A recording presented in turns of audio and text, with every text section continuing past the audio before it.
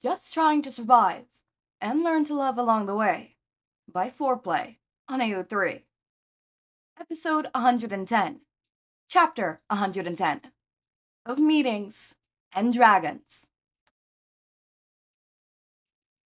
Before we start the lesson, Principal Nezu has an announcement to make. Shouta braces himself as the rat jumps out of his scarf. Greeting, children! I have very special news to share. Shouta doesn't even crawl into his sleeping bag as he normally would. Seeing how his class reacts to this is far more important. Based on the League's recent activity, or should I say lack of activity, we are sending you home for a week-long break. It'll be a chance for a nice break from school and to reunite with your families. His classroom falls silent. Shouta can spot a few excited grins, but most of his class just looks confused. Some of them show no reaction at all, or turn their gazes to the floor to hide how they feel. I'll let Eraserhead share the rest of the details. Good day. And just like that, the rat is gone. Shouta rounds his desk, slowly, seating himself on the top of the wood for this conversation. He's normally not so formal with his entire class, but right now, he couldn't care less. Besides, they're more likely to take him serious with this change of demeanor. I'm gonna be honest here. I don't like this plan of Nezu's. The time is not right with All Might retiring. He gauges his kid's reaction, while no one says a word. The League isn't the only thing you have to worry about. There are other villains out there too who'd be more than happy to attack a member of this class. There are reporters. I'm sure they'll love to ask you all about All Might's retirement. But, Sensei, why are we going then? The League hasn't made any moves recently. Nezu decided that it's a good idea, no matter how many times Vlad and I argued with him about it. Couldn't you just choose to keep us here? Unfortunately, Nezu decided to be proactive and contacted most of your families. But if there's any of you uncomfortable with the idea of going home, just talk to me and we'll figure it out. His students nod in understanding. I have some strict rules you'll have to follow. If anybody breaks these, you'll be coming back. First off, there will be daily check-ins. I need you to pick up at times, but it will be sometime in the morning and evening. You must check in with me within 10 minutes of the designated time. The second rule is you must tell me if you are leaving your town or going to some sort of event. I'll need to know where you are in case of a villain attack. Finally, if you have an encounter with a reporter or a villain, you call me. I'll need to assess the severity of it, depending on what I find. You may be returning. Am I clear? He gets several nods, and yes senseis in response. Okay then, let's move on to today's lesson. He could tell that his class is hardly paying attention to what he's saying, so he gives them extra homework on the topic, despite their protest. He gives them a few minutes at the end of the class to start on the assignments. Todoroki, Kirishima, stay back. The class is packing up their things when he calls out. Shouta waits until their kids are no longer hovering outside the door to speak again. I think it goes without saying, you two are staying behind at the dorms. If you wanted to take a day trip or something, or go to one of your friend's house for a bit, that's fine. But you are not returning to your homes. Myself, President Mike, and Izuku will be staying here as well. Both of his students looked relieved. They both stand there for a second, looking uncertain, probably waiting for a dismissal. What are you still doing here? You only have so much long of lunch. They're out of the room by the time his sentence is done. The day comes too quickly. He's no more pleased with this arrangement than he was when Nezu first proposed it. The entire thing is exhausting. He and Hizashi talk to the other parents, making sure they understand his rules. He would leave it to his students to explain, but after living with them, Shouta knows how forgetful they can be. So every parent that picks up their child has to come speak with one of them first. It takes hours.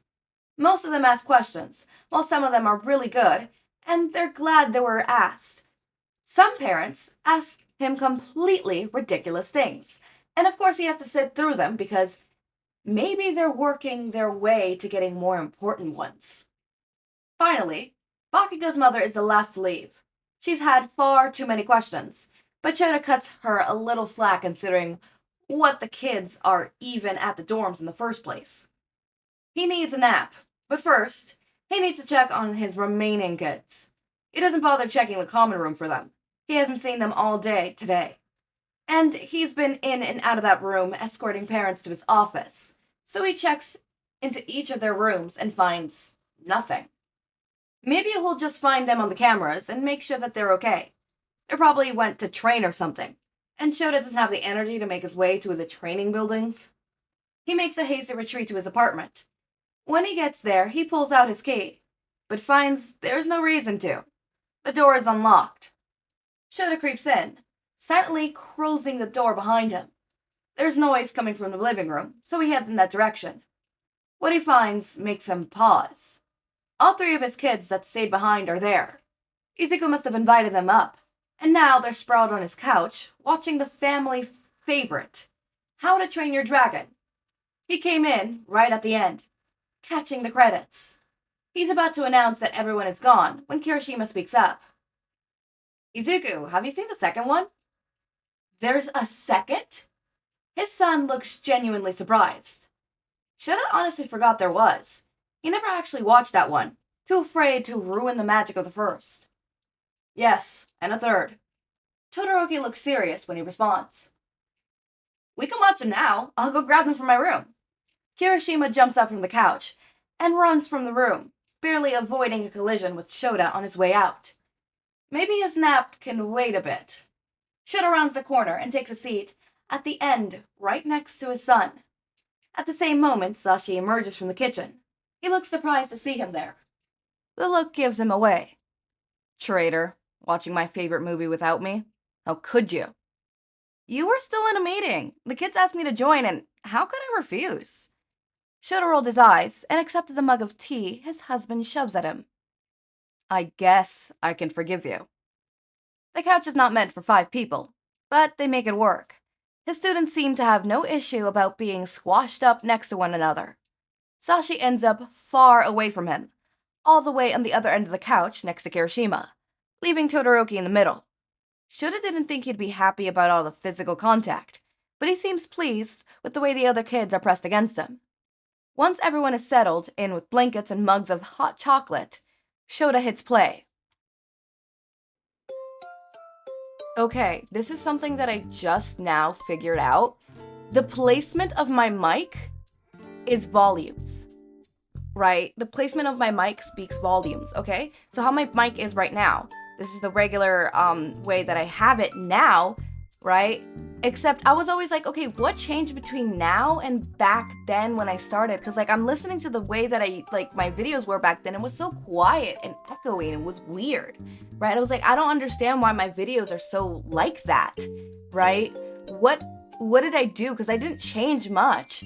I thought maybe I just, would speak lower and quieter. Like obviously I could tell that there was a difference. Like back then it literally did sound like I was reading out loud, right? Sometimes in certain bits and stuff like that. And it was, first couple times, I wasn't used to it kind of situation. And I was like, okay, but what about the fucking mic quality? It's not like I changed mics. And I don't know if any of you noticed this, but throughout like 5 minutes, like the whole middle of it, my mic quality changed. And that's because of one thing, the placement of my mic. Let me show you. My mic is currently facing a certain way so that it is facing across from me and it's not looking towards me. Let me pull it so it's looking towards me. This is how I sound if it's looking towards me. I don't know if it's like a big difference or something. It is a big difference. I know it's a big difference. I could tell by the volume spike. And it sounds a whole lot more echoey. Right? Why? Okay, I moved it back. Why is it like that? Why is it like that? I didn't know that. How many other videos I have where like the quality of that is like that? Okay, I'm gonna be keeping it how it is now forever and never moving it from there. But hopefully the quality of my videos are gonna go higher, exponentially higher. Hopefully, fingers crossed. Anyways, as always, my raindrops, make sure to eat, sleep, drink water, take your meds. Have a wonderful day or night. Link to my Discord server and socials are down in the description. Subscribe to see more of my content, and thank you so much for watching.